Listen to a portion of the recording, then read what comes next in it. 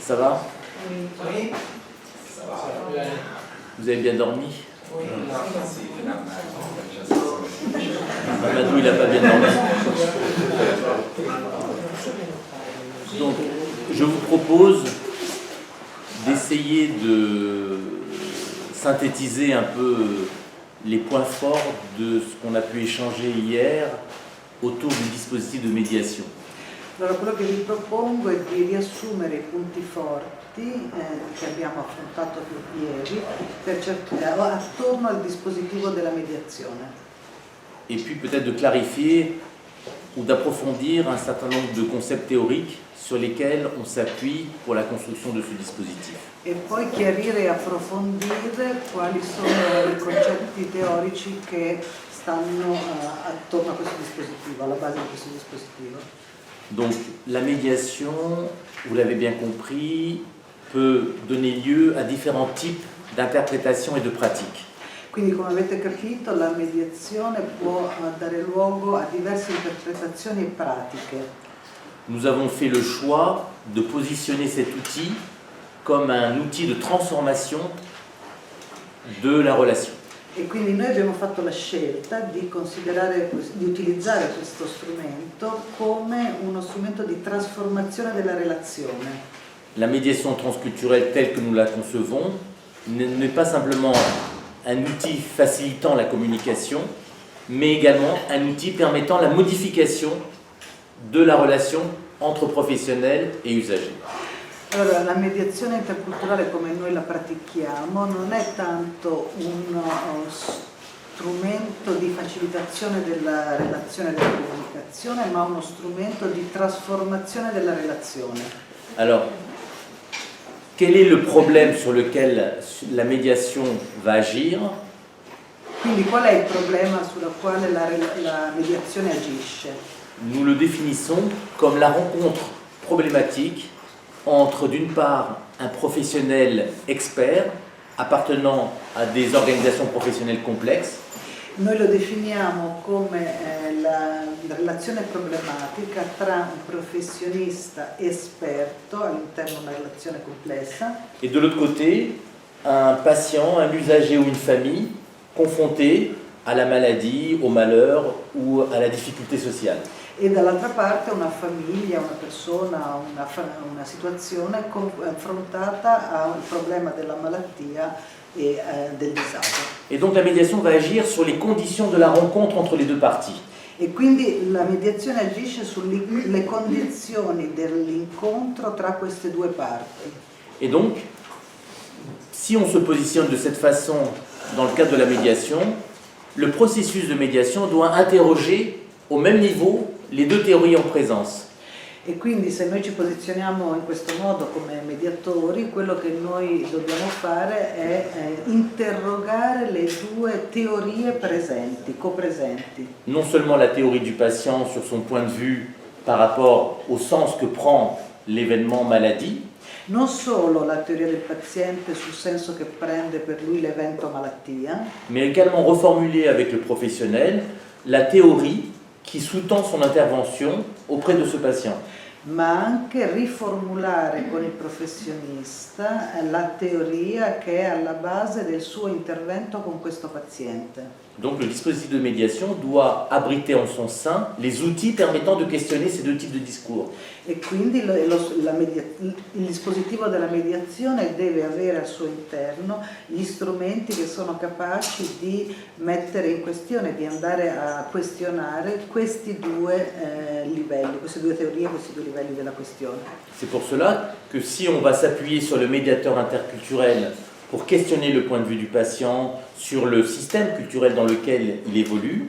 Quindi ed è per questo che se noi ci appoggiamo al mediatore interculturale che appartiene, che è rappresentante del mondo del paziente, quindi perché ci aiuti, diciamo, a rendere presente quel mondo lì. Et on va pouvoir faire émerger toutes les trames narratives des récits qui existent dans la culture autour des événements qui surviennent pour ce patient. E che noi possiamo far emergere tutte le trame narrative che esistono in una cultura rispetto al tipo di problema e all'evento che riguarda quel paziente. Mais en symétrique, vous allez devoir introduire un nouveau professionnel qui doit être un expert du champ professionnel concerné par la médiation. Ma al tempo stesso nel dispositivo di mediazione ci deve essere un professionista che è in grado di andare a questionare il professionista che in quel caso sta prendendosi cura di quel paziente. Le rôle de ce professionnel animateur sera d'animer le dispositif de médiation, de questionner la théorie professionnelle, de s'appuyer sur le médiateur interculturel pour questionner la théorie du patient.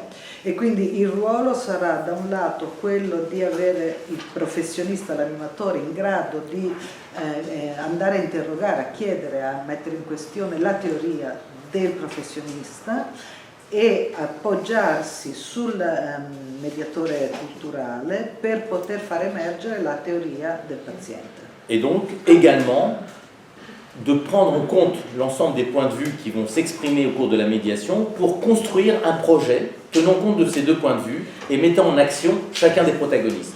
E poi dall'altra riuscire a prendere queste teorie che sono emerse, mettere in relazione e fare in modo che queste si articoli in un processo di trasformazione e di evoluzione rispetto a dove sono in quel momento, cioè rispetto al problema posto che ha poi motivato la... Voilà de manière un petit peu simplifiée ce que je vous ai exposé hier.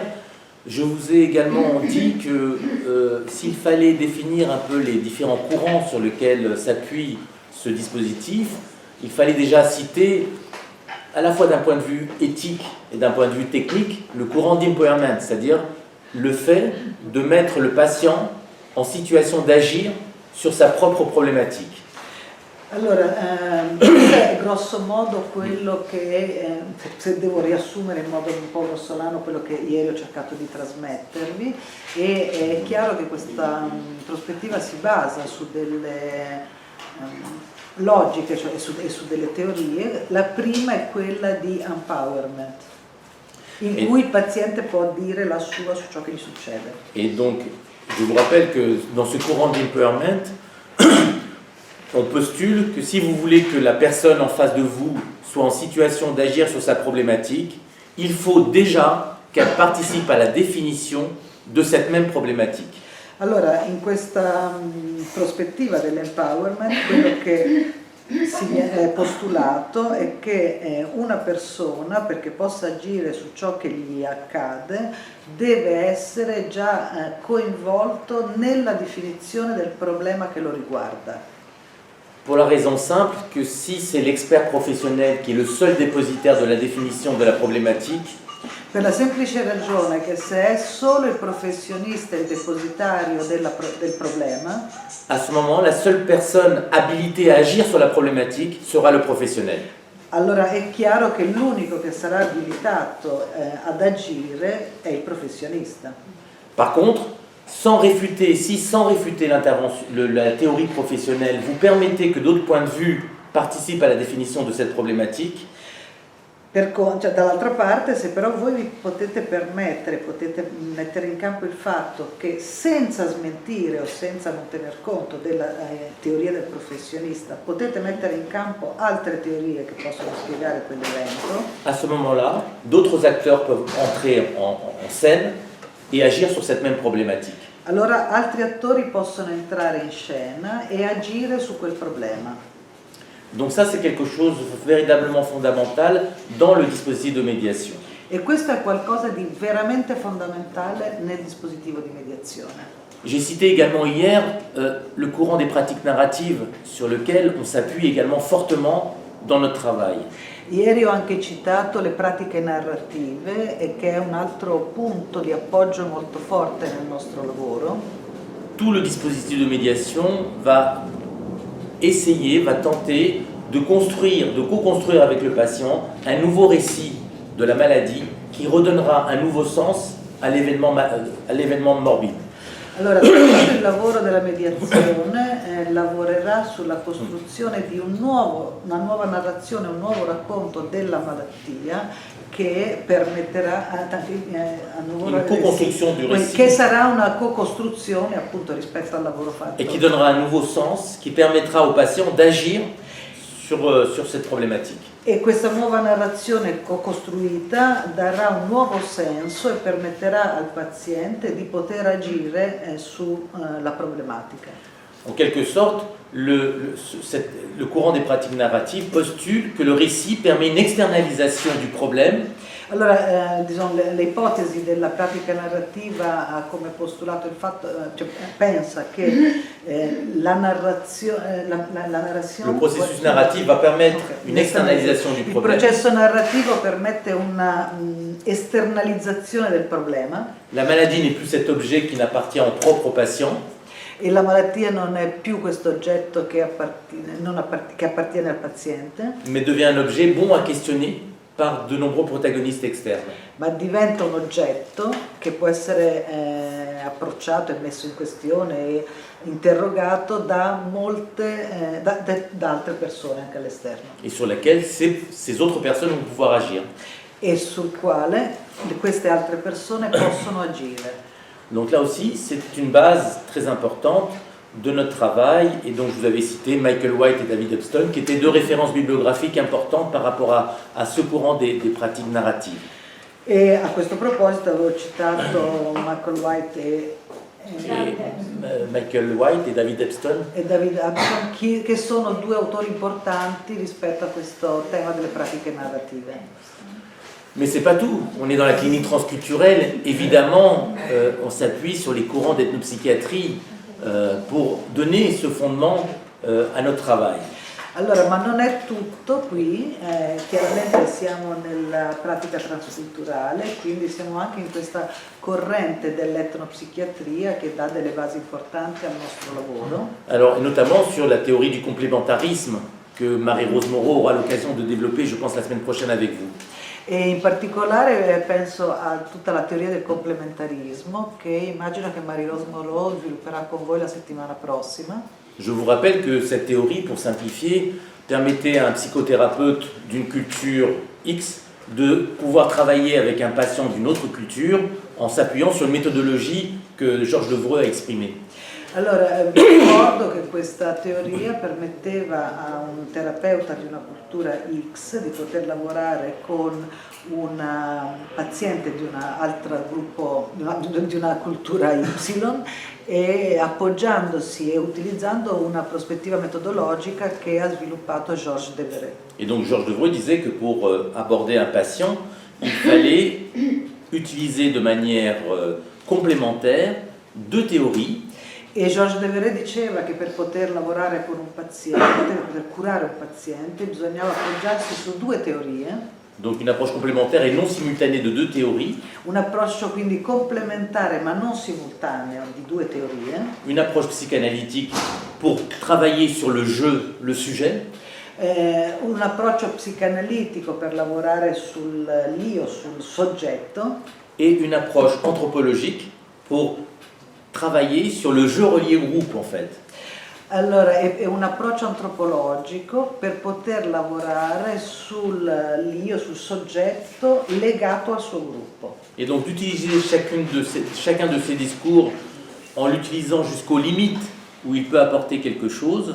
E quindi utilizzare un discorso, un aspetto o l'altro, portandolo fino al limite massimo in cui poteva spiegare delle cose. Et quand on touche les limites d'une théorie, de pouvoir passer sur l'autre. E quando si arriva al limite dell'una, poter passare all'altra teoria, quindi stressare, portare al limite le due teorie e poi passare all'altra. Alors si on reprend ça dans le champ de la médiation appliquée au champ médical, Allora se noi riprendiamo questa prospettiva nel campo della mediazione applicata al campo sanitario medico, nous, on ne va pas utiliser forcément ces deux théories parce qu'elles ne nous sont pas très utiles dans le champ biomédical. allora noi non utilizzeremo queste due teorie perché non è che sono quelle utili nel campo medico, Puis l'objet, parce que l'objet qui est à interroger pour nous, c'est l'objet maladie. perché l'oggetto che noi interroghiamo è l'oggetto malattia. Et donc, on va essayer d'associer de manière complémentaire et non simultanée deux types de discours sur la maladie. E noi allora a quel punto cercheremo di mettere insieme in modo complementare ma non simultaneo due tipi di discorsi sulla malattia, Tout d'abord le discours biomédical, il discorso biomedico, la théorie biomédicale, la teoria biomedica, d'essayer d'approfondir cette théorie jusqu'à ses limites. cercare di approfondire questa teoria fino ai suoi limiti estremi. Et quand nous avons touché les limites de la théorie biomédicale, E quando si arriva al limite della teoria biomedica, pouvoir basculer sur le point de vue du patient donné par le contexte anthropologique et culturel de son histoire. quindi entrare nel mondo del paziente che è dato dal suo mondo culturale e antropologico a cui questo paziente appartiene.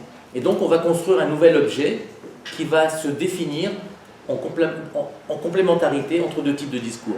E quindi si costruisce un nuovo oggetto che è il risultato di questa complementarietà di questi due discorsi, dalla complementarietà di questi due discorsi. Et le nouvel objet maladie n'est plus biomédical entièrement, il n'est pas non plus uniquement culturel traditionnel, il devient un objet métis, un objet syncrétique entre deux types de théories. E allora questo oggetto malattia non è più né solo il discorso medico, né solo il discorso culturale tradizionale, ma è un oggetto meticcio che è fatto di una composizione di elementi dell'uno e dell'altro.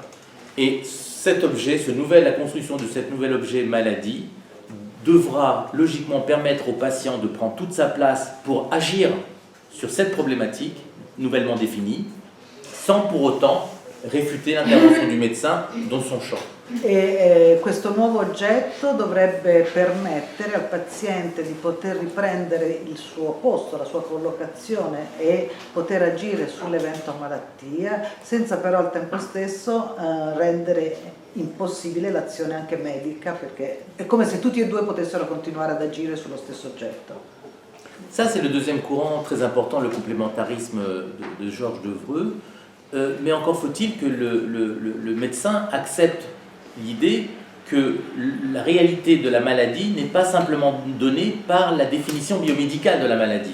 Allora, questo è quello che è l'apporto, diciamo, del complementarismo al dispositivo di mediazione etnoclinica, ma è chiaro che perché questo accada bisogna che il medico accetti che l'evento malattia, la comprensione della malattia non si esaurisce nella prospettiva biomedica. Et là, on s'appuie véritablement sur ce que a pu nous apporter l'anthropologie médicale et le courant anglo-saxon de l'anthropologie médicale. E allora qui un forte appoggio a questo tipo di prospettiva viene dall'antropologia medica e in particolare dalla corrente anglosassona dell'antropologia medica. Avec deux références qui sont Arthur Kleinman et Byron Good. Con le due referenti, diciamo, le due persone, cioè due antropologi, uno è Arthur Kleinman e Byron Good.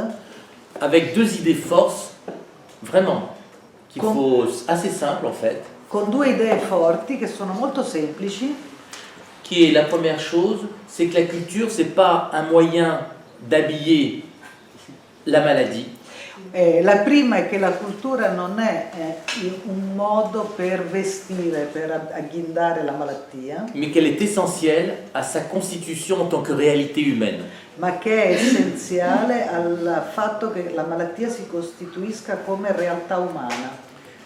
Et donc, à partir du moment où vous donnez une définition de la maladie, à partir du moment où vous donnez une interprétation de la maladie, vous donnez la réalité à cette maladie.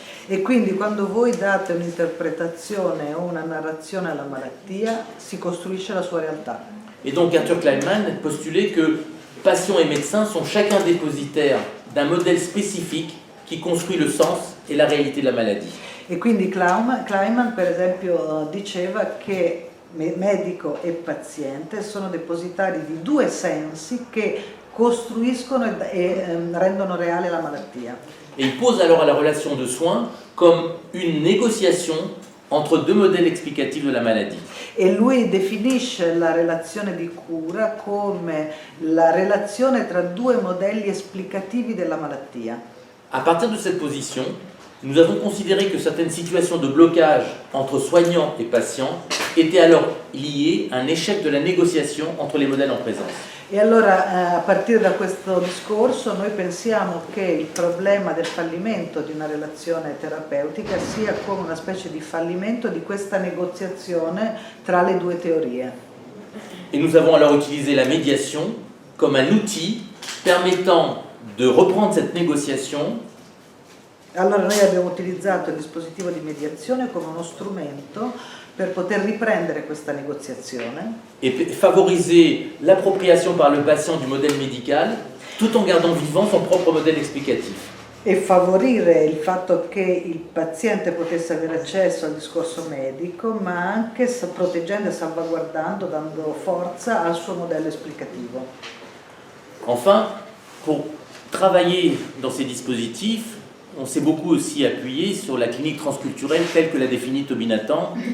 E poi per lavorare in questa prospettiva e per mettere a punto questo dispositivo ci siamo appoggiati sulla clinica transculturale come l'ha definita Toby Nathan, Avec l'idée de l'introduction de la langue maternelle comme un outil toujours possible au sein d'une consultation, con l'idea della possibilità di introdurre all'interno del dispositivo e della consultazione la lingua materna come uno strumento importante, non utile. mais pas simplement en considérant que le point de vue du patient, qui pouvait s'appuyer sur des théories ou des modèles explicatifs de la maladie propres à sa culture, Ma non semplicemente pensando che il paziente potesse appoggiarsi su delle spiegazioni e delle interpretazioni della malattia basate sulla sua cultura. n'étaient pas seulement des croyances, Non sono solo delle che queste non erano solo delle credenze, mais de véritables théories qui donnent sens et qui permettent de donner une réalité à l'objet maladie.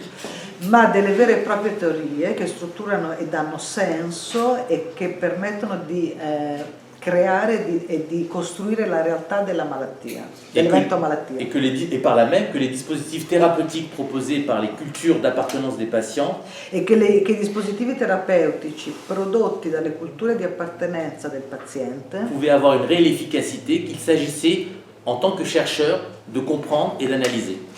potevano avere una efficacia reale e che quindi in quanto ricercatori noi avremmo dovuto conoscerla, analizzarla e cercare di capire come funzionavano. Bon, ça fait déjà pas mal.